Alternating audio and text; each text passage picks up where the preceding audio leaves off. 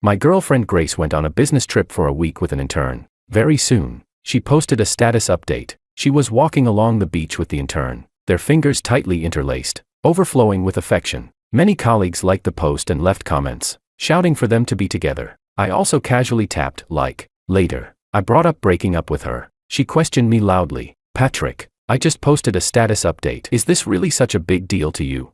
Of course it is.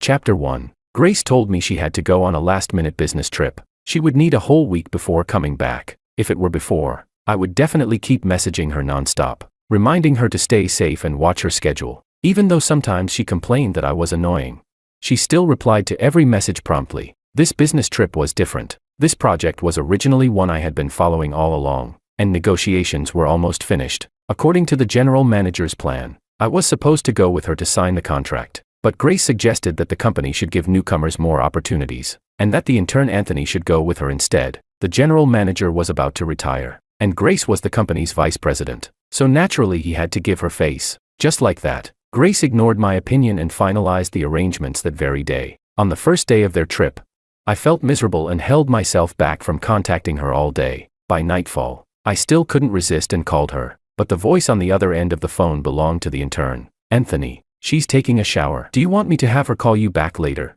I said nothing and hung up. The next day, Grace posted another status update. She and Anthony were holding hands, strolling along the beach. Under the glow of the setting sun, the scene looked especially beautiful. The tenderness in Grace's eyes was almost spilling out. Looking at the photo, my emotions were extremely complicated. Many colleagues liked and commented, cheering that they were a perfect match and should be together. I also liked it. They do look quite compatible. Grace's call came through almost immediately. Patrick, what do you mean by that? It's just a photo together, isn't it?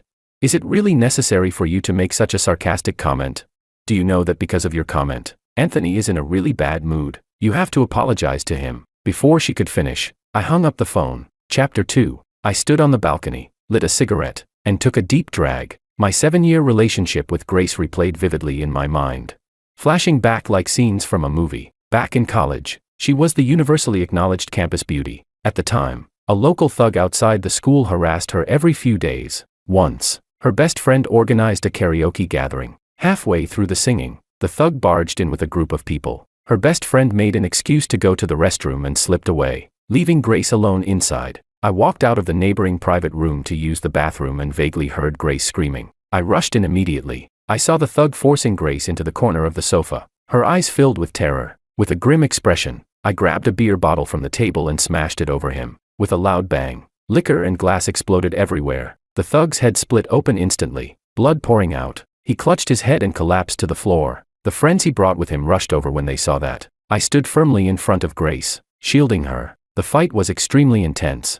I was covered in injuries from head to toe. It wasn't until security rushed in that we were finally pulled apart. I felt like all the bones in my body had fallen apart. Gasping for air, Grace was curled up on the sofa, trembling all over. From that day on, my relationship with Grace became subtle. She often took the initiative to chat with me. She would also invite me out to eat from time to time. Whenever she left campus, she would ask me to go with her. She said that as long as I stood by her side, she felt safe. Back then, there was light in the way she looked at me. That was how we got together. She followed me around like a shadow all day long. At that time, every piece of clothing I wore, including socks and underwear, was bought by Grace. My classmates were insanely jealous. Of course, on every holiday, she also received carefully prepared gifts from me. From college to the workplace, we were together for 7 years. I still remember the moment when we crossed the final line. She held me tightly, crying as she said we had to be together for a lifetime. I nodded solemnly in agreement. Okay. Chapter 3.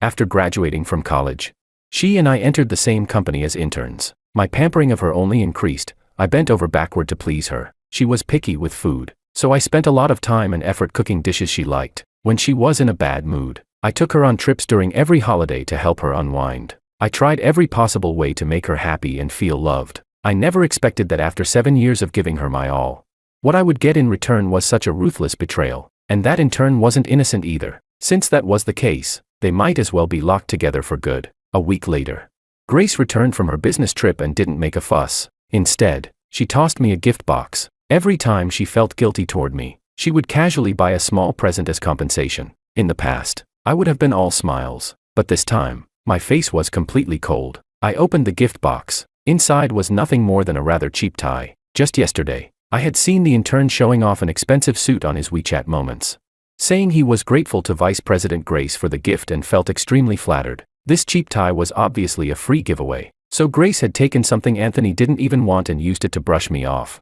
I closed the gift box and nodded lightly. Thanks. Grace looked surprised at my indifferent reaction, but she still said patiently, "You didn't bother me much during this business trip. That's rare. Consider this your reward." After 1 year at the company, Grace and I were both promoted to supervisors. Now, I was still just a supervisor, while Grace had become my superior, the company's vice president. The balance between us gradually tipped. She grew colder toward me and increasingly impatient. At home, Grace often spoke to me in this condescending tone, which made me extremely uncomfortable. If it weren't for me, could she have entered White Horse Company and become vice president? The general manager was about to retire and had practically let go of company affairs. During the time Grace was away on business, everything in the company fell on my shoulders. I was mentally drained worrying about Grace, while also handling matters big and small at the company. These past few days, I was truly exhausted. I didn't feel like continuing the fake politeness with her anymore. "I have work tomorrow. I'm going to sleep." Before Grace could say anything, I casually tossed the gift box with the tie onto the nightstand. Just as I was about to lie down, Grace suddenly exploded in anger and yelled at me. "Patrick, I kindly bought you a tie, and this is your attitude." Chapter 4. I looked at her in disappointment. "Grace, you buy Anthony an expensive suit and give me a free tie he doesn't want. What kind of attitude do you expect from me?" Grace's expression instantly turned awkward, though it quickly disappeared. She looked at me and snorted coldly. "So what? Anthony just started working. What's wrong with me buying him a suit? What do you have to nitpick about?" Her tone was full of impatience and entitlement. In her mind, it seemed I was simply supposed to accept all of this. I let out a cold laugh. "Ha, giving me something others look down on and still asking what I'm being picky about. You really are such a great girlfriend." Grace's ambiguity with Anthony hadn't started recently. Anthony often stayed in her office for half the day, the two of them coming and going together, openly flirting at the company. She also came home later and later. The scent of men's cologne on her made me nauseous. Some colleagues had even started a private betting pool, guessing when Vice President Grace would finally kick me aside. "Patrick, what exactly do you mean?" "Grace, do you remember the first time we slept together?" I said quietly, my voice calm. "You said we would be together for a lifetime, and I agreed. I thought we would keep walking forward happily, just like before. But now it seems that was all just wishful thinking on my part. People do change in the end." Grace was dazed for a moment, then quickly frowned. "Patrick, what are you trying to say?" "Break up." I looked at her, my voice ice cold. "I'm informing you, not asking for your consent. Now get out, I'm going to sleep." With that, I directly pushed her out of the master bedroom and locked the door behind me. I moved so fast that Grace didn't even have time to react. After I locked the door, she finally flew into a rage, slamming on the door non-stop from outside. Her reaction didn't surprise me at all. After all, I used to put her feelings first in everything. How would I ever dare treat her like this? She was the high and mighty vice president of the company. If there was going to be a breakup, it should have been her who said it first, right? Grace, going crazy outside the door, looked nothing like a vice president now. She was nothing more than a shrew. Clearly, Grace realized this too. After making a scene for a few minutes, she finally quieted down. Standing outside the door, she said coldly, "All you ever do is get jealous. Don't you ever get tired of it? If you were even half as sensible as Anthony, we wouldn't be in this situation." I shouted back through the door, "Get the hell out." After that, I wrapped myself in the blanket and went to sleep. Maybe I really had been too exhausted these past few days. Before I knew it, I had fallen fast asleep. Chapter 5. The next morning, I got up and opened the bedroom door. Grace was already gone. When I arrived at the company, I immediately saw a few colleagues who never really got along with me, loudly gossiping. When they noticed me coming in, they didn't bother to lower their voices at all. "Do you think Vice President Grace and Anthony did something while they were on that business trip?" The WeChat post basically made it official already. What's there to guess? Exactly, they were already eyeing each other at the company. A lonely man and woman. Sparks flying. So did Vice President Grace and Supervisor Patrick actually break up or not? Even if they haven't, it's probably only a matter of days. Supervisor Patrick may be strong professionally, but what's the use? Anthony Morales is the son of President Morales from the group headquarters. People climb upward, everyone knows that, right? Once the general manager retires, it was going to be Vice President Grace taking over anyway. Now that she's hooked up with young Master Morales, it looks like that vice title is about to disappear. I ignored them and walked in calmly, my expression unchanged, but in my mind, I carefully noted down every single one of their names. Just as I entered my office, Simon walked in, his face full of indignation. "Supervisor Patrick, everyone's saying Vice President Grace is going to break up with you and get together with that intern, Anthony. They're also saying she'll soon become the company's general manager. Is it true?" Simon was someone I had personally mentored. He graduated from a top university and had outstanding professional skills. He was already more than capable of handling things on his own. Yet after nearly 2 years at the company, he still hadn't even made it to team leader. After Grace became vice president, almost everyone she promoted was from her own circle. Most of the people on my side were still stuck at the bottom, working like beasts of burden. I could easily imagine that if Grace really became general manager, the people I had trained would probably never see the light of day. I smiled at Simon and spoke with certainty. "Simon, Vice President Grace and I broke up last night, but the general manager position won't be hers." Simon had followed me for a long time and held a somewhat blind faith in me, although most people in the company believed that Grace would take the top spot. After hearing me say this, there wasn't the slightest doubt on his face. He knew that I never spoke lightly about things I wasn't sure of. The excitement on his face was impossible to hide. "That's great, Supervisor Patrick. Back when you and Vice President Grace were both supervisors, her performance was nowhere near yours. Your ability has always been above hers. I think the general manager's seat should belong to you." I just smiled and said nothing. Simon continued, "I should hurry and tell the guys to hang in there a bit longer. You don't know this, but a lot of people downstairs were planning to resign as soon as they heard Grace was going to become general manager." As he spoke, he turned to leave. I quickly grabbed him and reminded him, "Remember, don't spread anything recklessly. Just tell them to stay calm." Simon nodded. "Don't worry, Patrick, I know what I'm doing." Chapter 6. Simon had barely left when Anthony walked over. He looked at me with blatant provocation in his eyes. "Supervisor Patrick, I heard that you and Grace were promoted to supervisor at the same time back then, right? Now Grace is about to become the company's general manager, and you're still warming the bench in this position. Do you really think Grace will still have any interest in you by then?" I lifted my head and gave him a cold glance. "What? Are you teaching me how to do my job?" Anthony's face instantly paled, anger flashing in his eyes. "If you know what's good for you, you should let go already. You're not worthy of Grace at all." I let out a disdainful laugh and looked at him mockingly. "She stayed with me for 7 years. I got bored a long time ago. If you like taking out my trash, why don't I just give it to you?" I never thought that one day I would demean Grace to such an extent, but ever since I found out about the disgusting things between her and Anthony, I felt nothing but nausea whenever I looked at her. The kid was still young and thin-skinned. A few sharp words from me made his face flush red. He wanted to say more, but my expression darkened. "Anthony, remember your status as an intern. Who allowed you to come over here chatting during work hours? If every employee were like you, would this company even be able to operate? Now get the hell out." Anthony was so furious his face turned ashen. He clenched his teeth and said, "Patrick, don't be so ungrateful. Grace is about to become general manager. Don't end up losing even your supervisor position." With that, he left in a huff. Not long after, Grace came looking for me. Her expression was especially ugly. "Patrick, what right do you have to pick on Anthony?" I glanced at her indifferently and leaned lazily back in my office chair. "Grace, I just scolded him a bit." "What? Does it hurt you to see him upset?" Her face darkened even further. She planted both hands on my desk and looked down at me from above, her tone carrying barely restrained fury. "Patrick, what exactly are you implying? Anthony is just an intern. Why do you have to target him like this? Have you even considered how humiliating this is for him?" Chapter 7. I stared at her for a moment, my tone dripping with sarcasm. "Humiliating? Grace, have you forgotten how you treated me at the company? Before we even broke up, you were already flirting with Anthony right under everyone's noses, making eyes at him, joking around, even letting him replace me and go on a business trip with you. Did you ever care about how I felt? Did it ever cross your mind how humiliating that was for me?"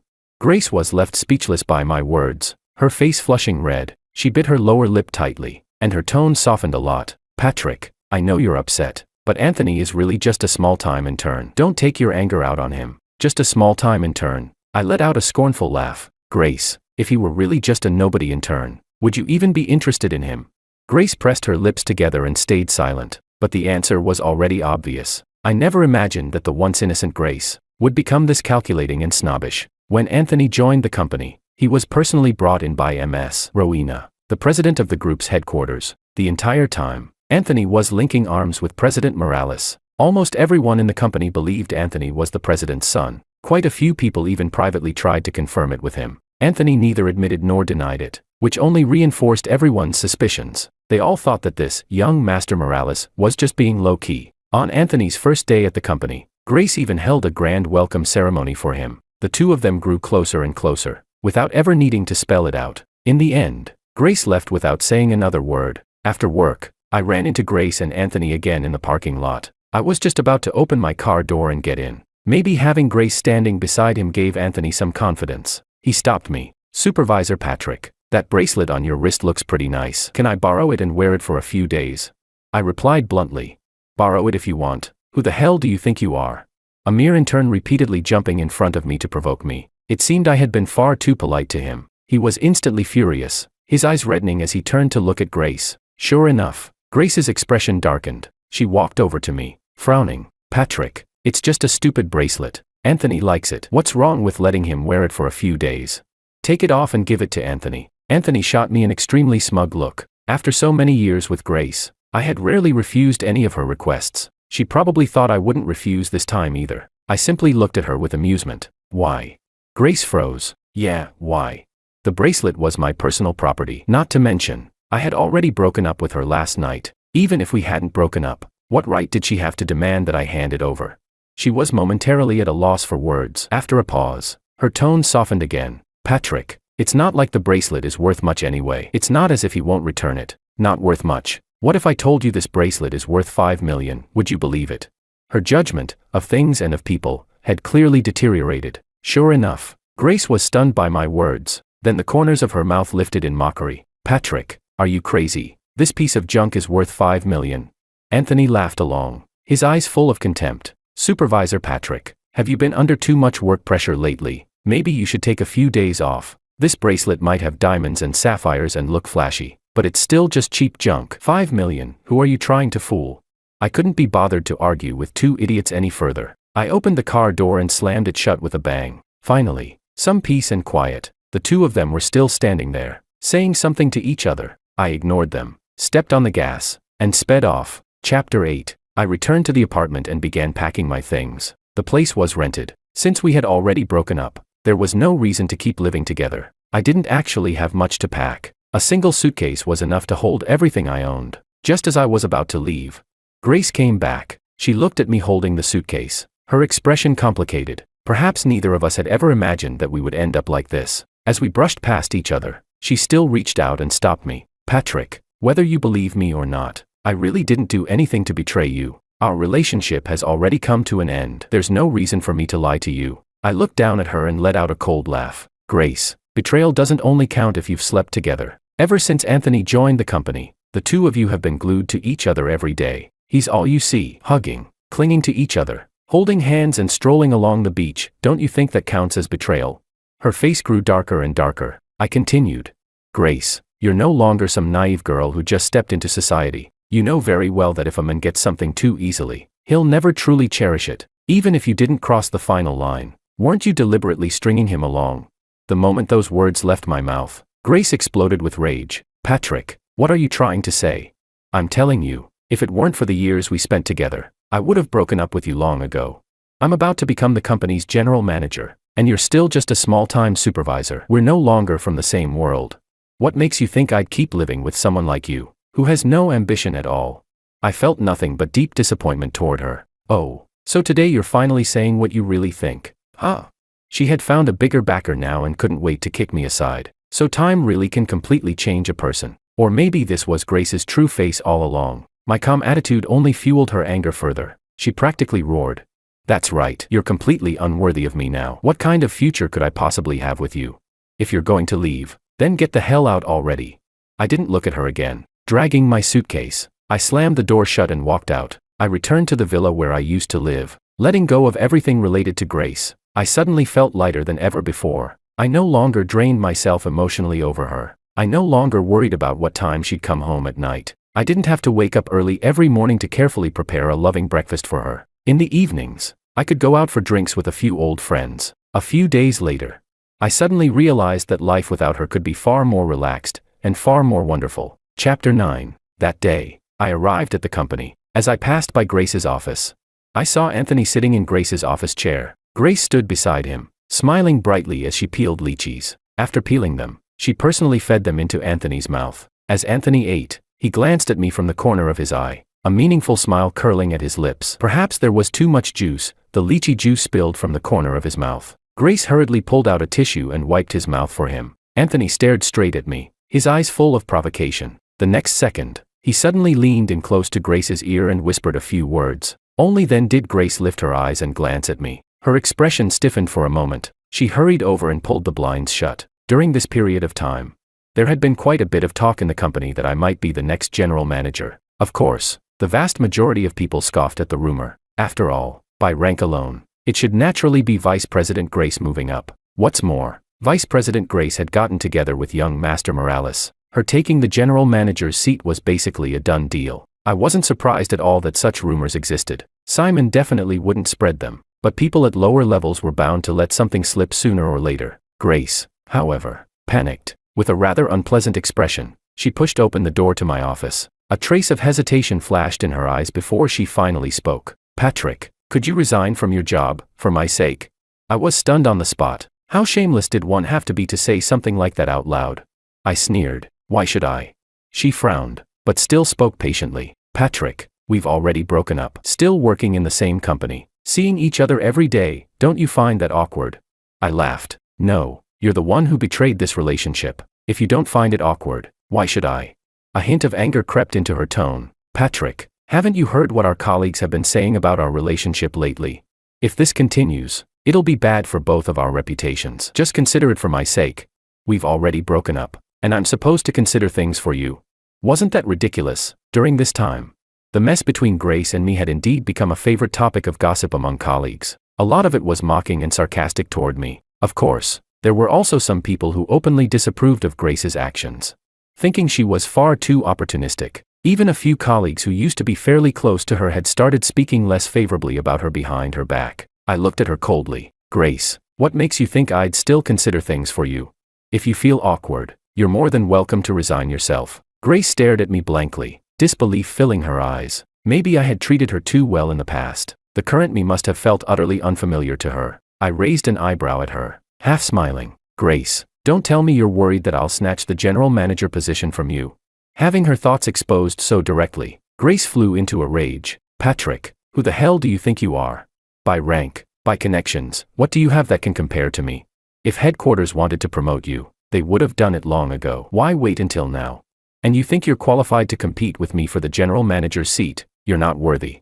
I looked at her calmly from beginning to end. My composure made her heart tighten for no reason. She didn't linger any longer, turned around, walked out of my office, and slammed the door shut. The reason she lost her composure, when it came down to it, was guilt. After all, my competence was something the entire company acknowledged. Among all the subsidiaries under the group, White Horse Company's ability to consistently outperform the rest, at least half of that success was thanks to me. In Grace's bid for the general manager position, the only person who could truly pose a threat to her was me. Chapter 10. Today was President Rodriguez's last day at work as the company's general manager. Tomorrow, he would retire. During this period, most of the company's affairs had basically been handled by Grace and me. After President Rodriguez retired, there actually wouldn't be much work to hand over. Early this morning, President Rodriguez issued a notice to all company staff, saying that Ms. Rowena Morales, president of the headquarters Red Bull Group, would be visiting the company. Everyone could guess what that meant. The birth of the new general manager would be today.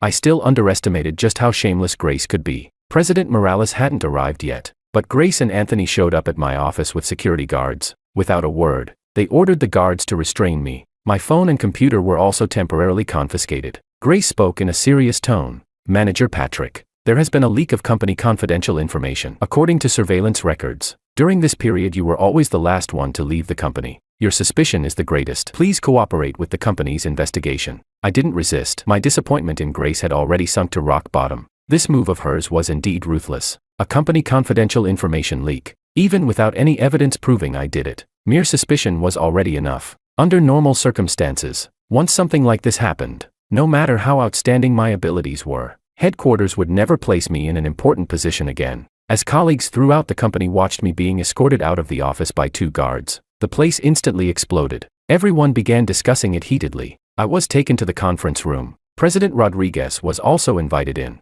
Grace said solemnly, "President Rodriguez, the The company has suffered a confidential information leak. Manager Patrick is the prime suspect. I suggest that Manager Patrick be suspended from duty pending investigation. President Rodriguez had been in the corporate world for decades and could tell at a glance that something fishy might be going on. The confidential leak had occurred several days ago. With retirement approaching, this incident pained him deeply. He had been investigating it over the past few days as well. The confidential files could only be accessed by 3 people in the entire company: me, President Rodriguez, and Grace. However, the access traces had already been completely erased through special means. President Rodriguez didn't want to stir up trouble on his last day, so he tried to smooth things over and said, "Vice President Grace, this matter is extremely serious. We still need to conduct further investigation and cannot jump to conclusions based solely on suspicion. Manager Patrick is also a key member of the company. We can't handle this so hastily. How about this? President Morales will arrive shortly. Let's listen to President Morales's instructions." Grace was clearly dissatisfied with President Rodriguez's evasive approach. She frowned, still wanting to say something. President Rodriguez waved his hand, signaling her not to push the issue further. Grace had no choice but to drop it. She cast me a cold glance, her eyes filled with triumph. Even without taking action, her goal had already been achieved. President Rodriguez received a call. President Morales was almost there. He hurriedly arranged for everyone to wait in the conference room. Then he rushed out to greet her. Chapter 11. Company colleagues filed into the conference room one after another. When I was brought in by the security guards, they had already guessed that it was probably related to the confidential information leak from a few days ago. At that moment, discussions broke out everywhere. Many people expressed sympathy for me, thinking I might have been wronged. Of course, quite a few also wore schadenfreude-filled expressions. Several of Grace's trusted followers were practically over the moon, rushing over to flatter her. Grace was in an excellent mood, clearly convinced that the position of general manager was already within her grasp. Simon and several subordinates I had personally trained came over to comfort me. They didn't believe for a second that I would leak company secrets. Seeing the smug look on Grace's face filled them with indignation. I smiled and said to them, "Don't worry, Grace won't become the general manager." Just then, Rowena walked in, followed by a man and a woman. Rowena was in her 50s, but she was very well maintained and looked no older than her early 40s. The man behind her was around 40, his face completely expressionless. Yet he carried the faint aura of someone in a position of authority. The other woman looked to be only in her early 20s, but she was stunningly beautiful. Her face and figure were flawless. She was even more dazzling than a top-tier celebrity. From the moment they entered, almost all the male colleagues' gazes were unconsciously drawn to her. Naturally, everyone was familiar with her. The #1 secretary of the Red Bull Group, Loviana. Over the past few years, she had always been by Rowena's side. She was practically the dream lover of every talented young man across the entire Red Bull Group and its many subsidiaries. However, she came from a powerful, aristocratic family. Although she was beautiful, very few people dared to truly approach her. As Grace watched the radiant Loviana walk in, a deep flash of jealousy crossed her eyes. I could clearly feel Loviana deliberately, or perhaps inadvertently, glancing at me the whole time. Being stared at like that left me somewhat helpless, so I secretly made a silly face at her. Loviana let out a soft laugh. In an instant, the entire conference room seemed much brighter. The previously oppressive atmosphere also eased considerably. This little detail did not escape Grace's notice. Her gaze shifted back and forth between Loviana and me, her expression turning frighteningly dark. Chapter 12. After President Morales took her seat, she slowly scanned the conference room. In the end, her gaze settled on Grace. "Vice President Grace, I've heard that the company has recently experienced a confidential information leak. You've been investigating it as well. Have you made any progress?" Although President Morales's tone was calm, it carried a hint of coldness. Grace clearly hadn't expected President Morales to question her first. She froze for a moment, then spoke. "President Morales, we have preliminarily identified a suspect. Since we lack key evidence, the investigation is still ongoing." President Morales nodded and continued. "Who is the suspect?" Grace glanced at me and replied, "It's Manager Patrick." Patrick, according to surveillance records, he has often been the last to leave the company recently, so his suspicion is the greatest. Rowena frowned slightly and turned to look at President Rodriguez. "President Rodriguez, what's your view on this matter?"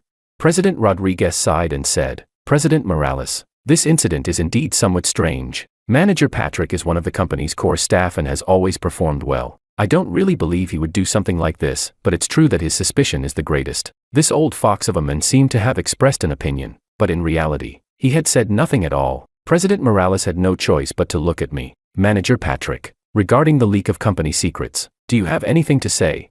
With a playful grin, I replied, "President Morales, Even if others don't believe me, you believe me, don't you? As soon as those words came out, everyone in the conference room widened their eyes. Grace immediately shouted angrily, "Patrick, this is a meeting. What kind of attitude is that? Acting all flippant."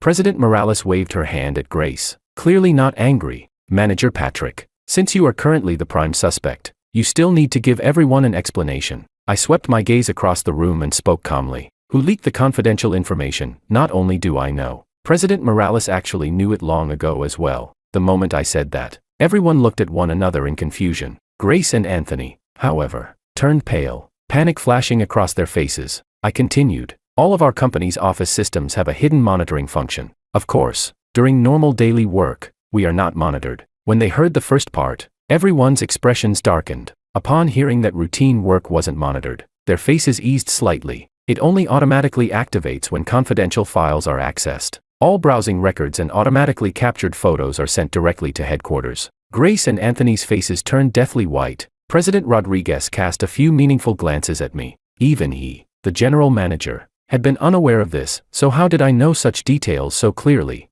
Chapter 13. I nodded slightly toward Luviana, understanding immediately. Luviana projected her phone screen onto the large display. Anthony's face instantly appeared on the screen. Luviana said sternly, "During this period, access to the confidential files was normal overall. Only Anthony's access was abnormal. He does not have the qualifications or the clearance to access them at all. And the account Anthony used to access the files belongs to Vice President Grace." As soon as her words fell, the entire room erupted in an uproar. So Grace really was that calculating. She hadn't done it herself, instead letting Anthony do the dirty work. Clearly, she had been betting on the fact that Anthony was President Morales' son. Even if something were discovered, she probably believed it would be quietly brushed aside in the end. But she had miscalculated badly. At this moment, although Grace's face had gone pale, she didn't seem overly panicked. Anthony, on the other hand, was already trembling from head to toe in fear. President Morales looked at Anthony with a face full of disappointment and shouted sharply, "Anthony, what do you have to say for yourself now?" Anthony shuddered, stood up, then immediately crawled over to Rowena like a dog, begging incessantly, "President Morales, I was wrong. I was possessed for a moment and did something so stupid. Please, please spare me just this once." Everyone in the company looked at one another in confusion. Wasn't Anthony President Morales' son? Even if he had made a mistake, did he really need to be this terrified? "Anthony, I sponsored your education for 10 years. After you graduated from college, you found an internship at a company, but you were fired for harassing a female colleague. I gave you chances. That's why I let you enter my company. And this is how you repay me, is that it?" Anthony knelt on the floor, crying as he begged, "President Morales, I really know I was wrong. I'm not human. I'm ungrateful. Please, please spare me one more time." It was Vice President Grace who told me to do it. The entire company was stunned. No one had expected Anthony to be such a piece of trash. He was just a poor student sponsored by President Morales, yet he had pretended for so long to be some spoiled rich second-generation heir.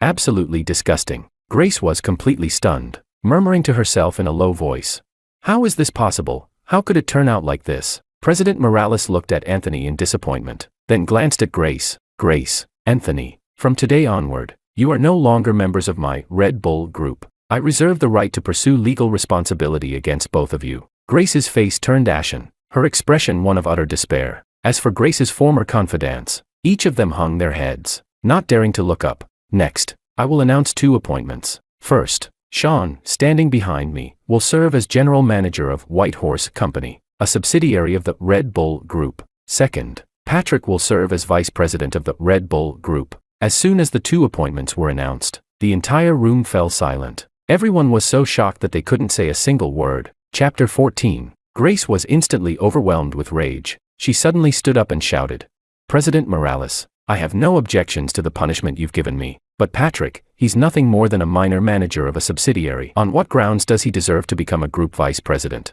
Rowena looked at Grace with a complicated expression. There was disappointment, but also a trace of pity, because he is my only son, and in the future, this position of president will also belong to him alone. What, do you still have objections? The moment President Morales finished speaking, the entire conference room once again fell into deathly silence. All eyes turned toward me. Confusion, shock, excitement, envy, jealousy, all kinds of complex emotions intertwined in the air. Grace's eyes widened. She stared at me in disbelief. Her lips trembled uncontrollably, yet she couldn't utter a single word. Only at this moment did she finally realize just how absurdly foolish a mistake she had made. My family in City A used to be a wealthy, powerful family as well, but 12 years ago, we went bankrupt. My father sank into despair and never managed to recover. He vented his anger at home every single day. My mother couldn't take it anymore and chose to divorce him. Over the course of 12 years, my mother single-handedly founded the Red Bull Group. With more than 20 subsidiaries under its umbrella, by now, its total assets were about to surpass the 100 billion mark. When I graduated from university, I told my mother about my relationship with Grace. She strongly opposed it and forced me into a political marriage, insisting that I marry Luviana. Luviana and I were childhood sweethearts. From elementary school through high school, we were almost inseparable. Even after my family went bankrupt, Luviana still stayed by my side. When it came time for university, she went abroad, and only then were we separated. By the time I graduated from college, Grace and I were deeply in love. I couldn't bring myself to abandon her and marry another woman. I had a huge argument with my mother. In the end, she had no choice but to take a step back and stop interfering with my relationship with Grace. On one condition, both Grace and I had to join the White Horse Company. She gave me 3 years. During those 3 years, I was not allowed to tell Grace my true identity. After 3 years, if I still insisted on marrying Grace, she would no longer oppose it. At first, I didn't understand my mother's little scheme, until she clearly knew that my performance was better than Grace's. Yet still promoted Grace to vice general manager. She said that in a relationship, if you want to see a woman's true nature, you have to see what happens when her status becomes higher than her partner's. If she can still remain loyal, devoted, and loving as before, then she truly loves you. Otherwise, she will only look down on you. I never expected her words to become prophecy. Suddenly, I remembered, the year my family went bankrupt. I sat on the steps, crying my heart out. Luviana walked over and tightly pulled me into her arms. She cried as well, her heart aching for me. Patrick, don't cry, don't cry. From now on, as long as Luviana is here, I'll take care of you. Chapter 15. After the meeting ended, Grace came to find me. Her face was pale, her expression complicated. Patrick, you're President Morales' son. Why didn't you tell me? I looked at her coldly. Do you need something? Grace's face turned even paler. She looked up at me, her voice carrying a hint of pleading. I know I was wrong. She reached out to grab my sleeve, but I subtly avoided her touch. Patrick, I was deceived by that bastard Anthony. Could you give me another chance? I still love you. I don't want to lose you. I sneered. Grace, if Anthony really were President Morales' son, and I weren't, would you still be saying these things to me?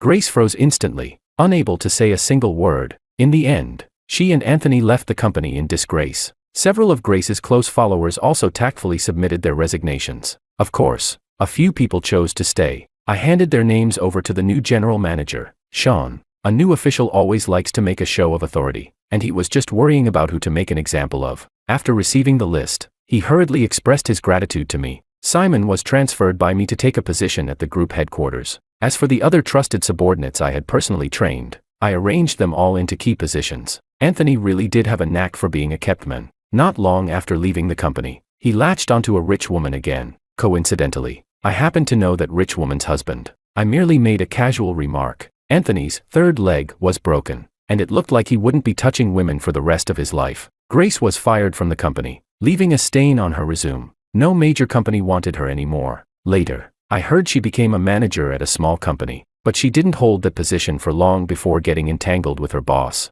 The boss's wife was a mid-tier internet influencer, not someone to mess with. She live-streamed herself in the street with her group of girlfriends, publicly tearing apart the mistress. The buzz skyrocketed, quickly shooting to the top of the trending charts. Rubbernecking netizens dug up all of Grace's information. Her family and relatives were dragged into it as well. None were spared. Grace became famous overnight. Countless netizens pointed fingers at her, hurling insults and curses. That day, I happened to pass by. I had the driver stop the car and rolled down the window, watching for quite a while. Grace saw me too. The woman who had been screaming hysterically suddenly fell silent. She let a group of shrews beat and insult her, biting her lip tightly. Tears streamed down her face. I lost interest in watching any longer and told the driver to leave. In the end, Luviana and I entered the hall of marriage. 3 years later, my mother's health declined, and she chose to step down. I officially took control of the entire Red Bull Group.